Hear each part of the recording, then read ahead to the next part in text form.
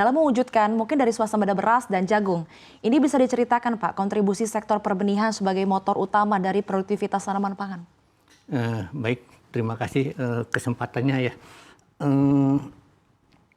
Asbenindo itu adalah sekumpulan dari produsen benih yang tugas pokoknya adalah menyediakan benih. Ya, menyediakan benih dan tentunya benih-benih yang harus bersertifikat. Ya, karena sesuai dengan aturan bahwa benih-benih yang beredar itu varietasnya harus dilepas, kemudian benihnya untuk diedarkan harus disertifikasi. Jadi itulah yang menjadi tanggung jawab kita untuk menyediakan benih yang bersertifikat. Itu mungkin ininya walaupun kalau kita hanya fokusnya di situ menyediakan benih, tapi dampaknya banyak bagi pemerintah. Misalnya antara lain kita juga merekrut petani atau penangkar benih karena produsen benih dia tidak punya lahan, tetapi dia merekrut para penangkar untuk kerjasama untuk menyiapkan memproduksi salon benih. Sehingga setelah calon benih nanti diproses oleh industri dan seterusnya. Jadi memang salah satunya itu. Kemudian yang kedua juga kita sebetulnya industri benih juga menyediakan membayar pajak gitu ya. Jadi memang banyak hal yang dilakukan oleh kawan-kawan industri benih, tidak hanya untuk menyediakan benih aja. Saya kira itu ininya sementara. Oke, tapi apakah swasembada ini bisa dicapai Pak tanpa pembaruan varietas secara berkelanjutan? Makanya itu tanggung jawab kita adalah kita bangga dengan prestasi pemerintah dan itu walaupun langsung atau tidak langsung kita memberikan kontribusi untuk itu. Nah, memang perkembangan teknologi terutama varietas itu kan varietas dituntut untuk menyesuaikan dengan kebutuhan masyarakat, kebutuhan konsumen. Misalnya kalau beras kan nasinya harus seperti ini produknya. Nah itu para produsen benih selalu mengevaluasi melalui breedingnya. Jadi dia mengemas varietas-varietas supaya nanti benihnya berkualitas sesuai dengan kebutuhan masyarakat, termasuk kuantitasnya ya. Saya kira itu. Oke, tapi kalau untuk selama ini bagaimana Pak untuk ketersediaan benih unggul di lapangan? Apakah ada tantangan?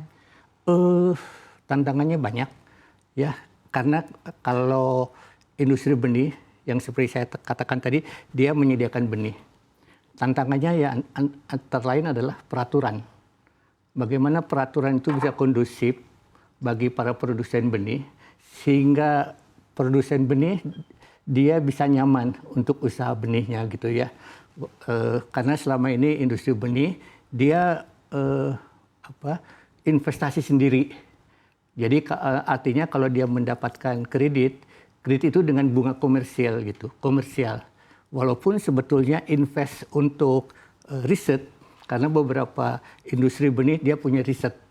Untuk menghasilkan suatu varietas itu kan 6-7 tahun dia bisa menyediakan varietas itu. Nah ini kan banyak upaya itu yang mereka lakukan. Nah sebetulnya kita berharap bagaimana pemerintah menyentuh investasi untuk produsen benih supaya dia bisa mengadopsi teknologi untuk invest di dalam riset dan developmentnya.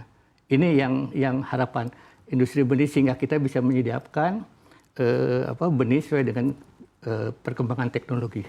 Oke, tapi untuk contoh Pak, mungkin dari contoh regulasi apa atau peraturan apa yang menjadi hambatannya? Jadi gini, kalau kan saya bilang tadi industri benih menyediakan benih. Nah, benih itu kan yang menggunakan petani. Dia bagaimana benih itu bisa sampai petani sesuai dengan kebutuhan petani, waktunya, kualitasnya, dan seterusnya. Nah, kadang-kadang administrasi sampai ke sana bisa menghambat. Misalnya kita paham bahwa karantina dia melindungi menjaga kesehatan benih, menjaga supaya benih itu tidak tertular kemana-mana gitu.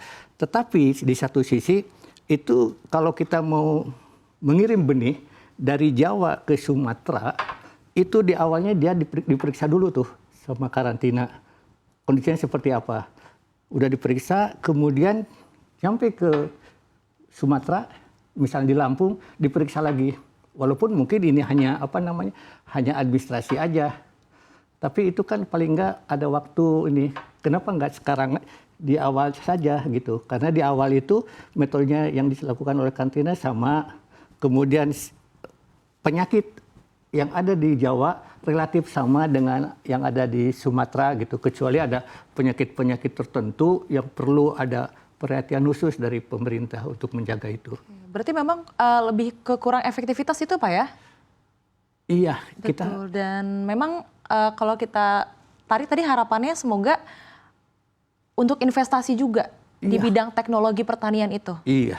Oke, nah kalau di sini akhirnya bagaimana Pak peran dari Asbenindo sendiri untuk memperkuat sistem pengawasan dan juga mutu benih nasionalnya? Iya, kita selalu menyampaikan kepada pemerintah ini loh aturannya, dan kalau kita cermati peraturan yang harus diikuti oleh industri benih itu bisa dikatakan banyak banget gitu ya. Saya katakan banget karena memang kalau orang tertentu yang misalnya ada orang yang punya duit banyak ya, kemudian masuk ke industri benih, jangan-jangan dia takut, khawatir karena industri benih panjang gitu ini prosesnya. Gitu. Jadi seperti itu ininya penguatannya antara misalnya kita juga di dalam di dalam regulasi kadang-kadang kita juga dilibatkan ya, tapi kadang-kadang juga kita dilibatkan pada di akhir proses regulasi itu, sehingga masukan kita kadang-kadang tidak tertampung juga gitu. Ya. Itu juga ini. Dan kemudian bagaimana upaya kita para produsen benih, itu produsen benih dia mulai pemuliaan breedingnya sampai dia pemasaran, dia punya petugas-petugasnya sampai di lapangan. Jadi si produsen benih dia di lapangan punya pengawas juga, dia bisa monitor di lapangan varietas apa aja tuh yang belum dilepas ada di lapangan. Nah kita kadang-kadang sampaikan juga ke pemerintah ini kejadian gini. Jadi memang pengawasan itu juga perlu gitu ya, pengawasan oleh pengawas benih, dan pelaku juga melakukan pengawasan ini karena dia juga punya tanggung jawab moral ya, jangan sampai petani mendapatkan benih yang abal-abal. Ya. Abal-abal itu artinya bahwa dia tidak mengikuti proses.